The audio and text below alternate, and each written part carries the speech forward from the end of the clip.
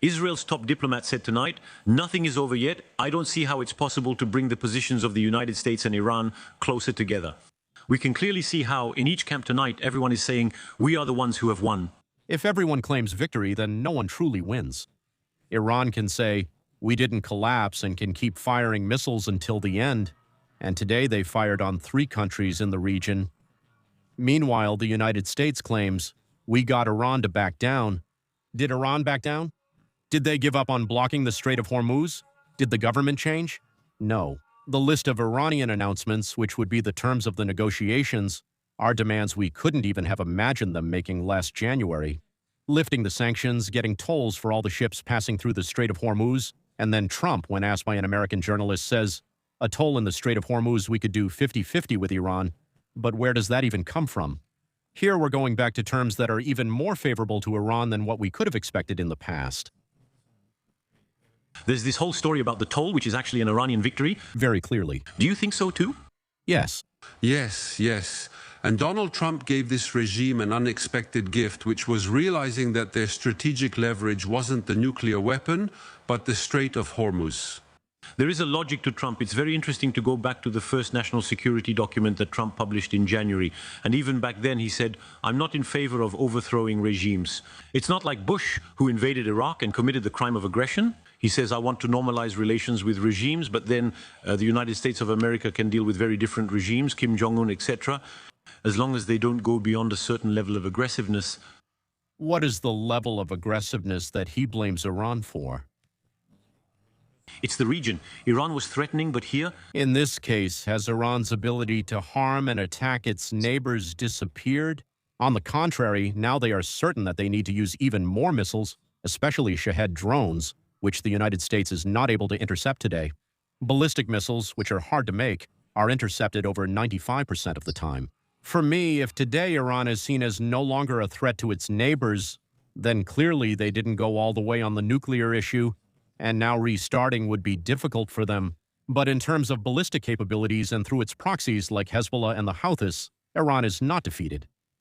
Imagine from their point of view, if we switch to their perspective, they say to themselves, we resisted the first American military power and the American fleet was unable to reopen the Strait of Hormuz. So you understand that from their point of view, they say to themselves, wait a minute, we come out of all this stronger. In fact, America is a paper tiger. Trump keeps saying that NATO is a paper tiger and that he talks about it with Putin, and they both share the same view. I find that extremely serious. The Iranian proxies are saying that the paper tiger is Trump.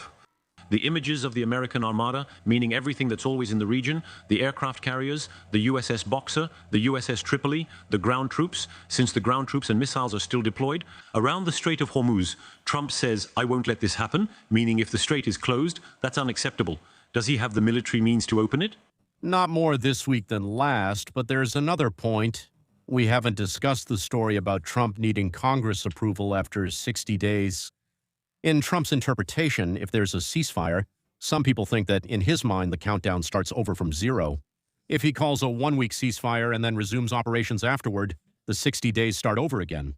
And so in any case, whether this pause is really a ceasefire he wants, or just an operational pause that he'll use for political gain, it would also be the ideal time to start over, start building up forces again, bring in the ships needed to open the Strait of Hormuz, send more drones to patrol, to prevent any truck from firing missiles, because that's the reality.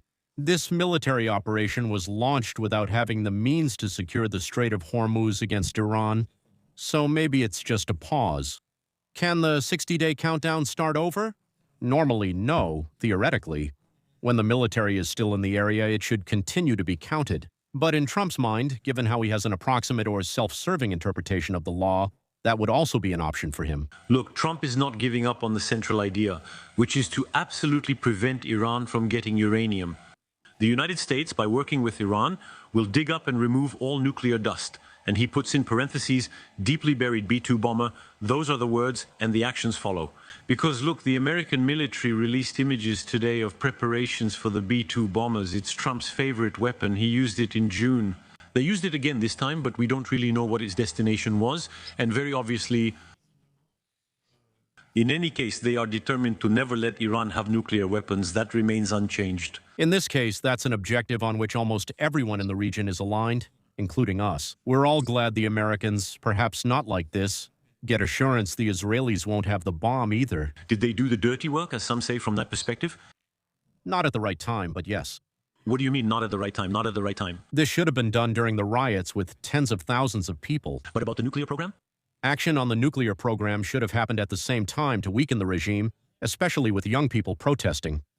That might have allowed for a more peaceful, secular revolution. What would they have done about the nuclear program? No one except the Americans. Because with this kind of equipment, let's be clear, the centrifuges, where are they? They're buried more than 100 meters deep inside mountains. There is only one bomb in the world that is capable of penetrating to such great depths. Do you have bombs that explode on the surface? And you have bombs that weigh 12 tons that are dropped by this plane, that will penetrate several dozen meters, that will explode deep underground, and that will, through overpressure, destroy all the electronic circuits, all the doors. No system will work anymore. So who was capable of doing this? The Americans, and only the Americans in the world. So this plane was particularly relevant because it's stealthy. It could go in first. Now that there are no more radars in Iran, it's very nice for Trump to show off a beautiful plane, but operationally it doesn't really have any use. From that perspective, does it work? To be provocative, I know you're critical of Trump, Pierre Servan. Let's be honest, the Iranians still seem focused on survival because, unlike martyrs, obviously they are still ready to make some concessions. I think they're more afraid of the B-2S than of the UN inspector's minibus coming to check for enriched uranium. Honestly, that's where we are now. There's a major difficulty, Darius. Both times, in June and in February, Trump strikes during diplomatic negotiations. Negotiations are happening, so you may wonder if they're progressing or not. But how can you expect there to be any credibility in the one that might start tomorrow in Pakistan, when the Iranians, a dreadful regime, say, every time we start to talk, boom, we get hit hard? But were they afraid after all? They used to claim, we're ready for martyrdom, we fear nothing. Clearly there's still some fear since they say, last night they said they wanted to negotiate it. Except that, Darius, when you read so first you're confused about whether it's the 10 Iranian points or the 15 American points. You know there's an intellectual dispute today in the United States saying, but there's a version in Farsi and a version in English. They're not talking about the same thing. And in any case, in the Iranian versions we've read, as we explained earlier, the points are unacceptable. They don't give up on anything, including saying the Americans are leaving the bases in the region. That's one of the points. Enrichment, well, it's not enrichment for military purposes, but for civilian purposes. The Americans had said, we are ready to help you with civilian enrichment. The Russians too. That's one of the points. On that, it's an Iranian demand. So honestly, when you look at the diplomatic basis they're relying on, the big change is that this plan, which Trump called disgusting just a few days ago, now Trump says it's a good basis for negotiation. The Iranians haven't given up anything today. Hear this extraordinary statement, likely today's most powerful moment. It's Pete Z at a press conference, and things aren't going too badly for him. At the end of the press conference, a journalist, probably a colleague, asks, and what about the Iranian people? You'll see his somewhat awkward response. By the way, he cuts the press conference short because he says, well, good luck. I wish you good luck. Listen, I would love to see the Iranian. I hope the Iranian people seize this opportunity. They've been oppressed by the former regime, and while the new one may offer a chance, that remains to be seen. That wasn't our goal in this initiative, but they are courageous people. The former regime made them endure horrors. Tens of thousands of them were targeted, killed, and murdered in a way that the government should never have allowed, and we wish them good luck. The wording is incredible. The first version was, we're coming to help you. Now it's, guys, good luck. You're on your own. It's even better than that. In his narrative, there's an old and a new regime. The new regime is even more like the Revolutionary Guards, with even less of a political dimension, even less power for the president. There's no new and old regime. The new regime is even worse than the previous one if you look at its fundamentals, especially how much more deeply rooted its Islamism is. The people are going to suffer like never before. I'm convinced the country will turn into North Korea. There is one thing they will not give up, and that's the development of their weapon system, which is a conventional deterrent force for now, and nuclear if they can manage it later. And who will suffer? It will be the people. The people, less savings, fewer bridges, fewer refineries, less money for social programs for schools. But the military, the foundation, will continue to be developed. Yes, absolutely. And as we would say, there's a very striking indicator, which is the resumption of executions, of hangings. There's a schedule that's been announced. That is to say, this regime that is supposed to have changed, but is actually even more appalling and will have a desire for revenge for what it has endured, is going to become more and more dreadful. And just saying, guys, good luck, go ahead, and so on. Honestly, I really don't see how anyone can defend the American administration on this operation, even if we consider that the Iranian regime is totalitarian.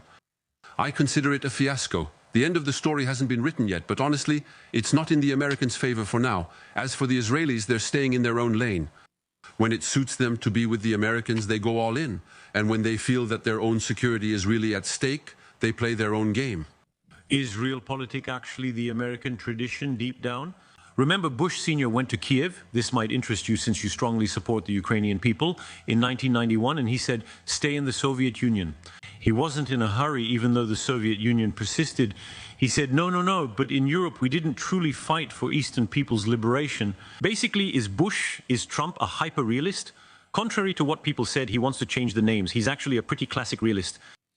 But he still pushes boundaries for his benefit, like when he overthrows the Caracas government. I'm not saying that these dictatorial powers which make their people unhappy are meant to last. If these regimes could fall through an internal revolution or through politics, of course, we would push for it 1,000 times. That's why I say it's bad timing for Iran. If the United States had gathered forces all around Iran, waiting for, as happens every 23 years, the people to try to overthrow that power, and was ready to get involved and bring it down, then we would have gained something. Going in randomly without really knowing why, just at the moment, to bomb almost anything, and in the end nothing happens politically, that leads to nothing. In any case, things are also getting worse on the Iranian side since Iran is firing. It's firing at the Gulf countries. Several Gulf countries have reported missile and drone attacks on their territory, and here we're talking about after the ceasefire was announced. The Emirates say they were targeted by 17 missiles and 35 drones in Kuwait. Air defenses intercepted a wave of Iranian drones. Bahrain's Ministry of Interior reported an Iranian attack this morning that injured 2 people. The pipeline, and this is obviously very serious for the Saudis, the east-west pipeline of Saudi Arabia was hit by an Iranian attack. Either it's the grand finale from their point of view, or it's that in fact each side is showing that it still has a sword of Damocles hanging over the other. But apparently the Iranians didn't wait to see if the Israelis would stop before continuing to strike. Let's assume we're in a rational world. If they consider that Israel keeps striking Hezbollah, they keep targeting Israel, then we might try to understand. In this case, there are no more Americans taking off from the Emirates, Saudi Arabia, or Iraq, and yet these countries are still being bombed. So for me, once again, Iran is showing the world that it does not want a ceasefire, and to its own people that in the end it is stronger than the United States. The United States stopped attacking, but we're allowing ourselves to continue. Clearly, Iran is a major military force. Throughout the entire sequence we've just experienced, 40 days, we can see that Iran is a very significant military power. For example, the Yazd mountain, the city of Yazd, where a very large number of munitions are reportedly still stored. The US Air Force fighter jets are carrying out precision strikes. The underground storage of combat equipment and military infrastructure of the Islamic Revolutionary Guard Corps, which has still lost thousands of men. No doubt they lack a leader and supreme leader now, but they're still there with their missiles.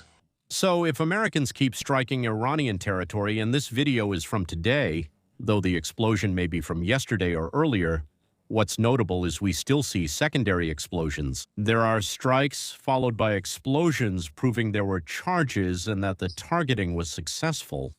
You need to understand that Iran can no longer produce because their steel mills have been destroyed. Yesterday, the day before, their aluminum factories were destroyed, so they can no longer build the missiles themselves. Their chemical plants no longer allow them to make the powders and fuels needed to fire.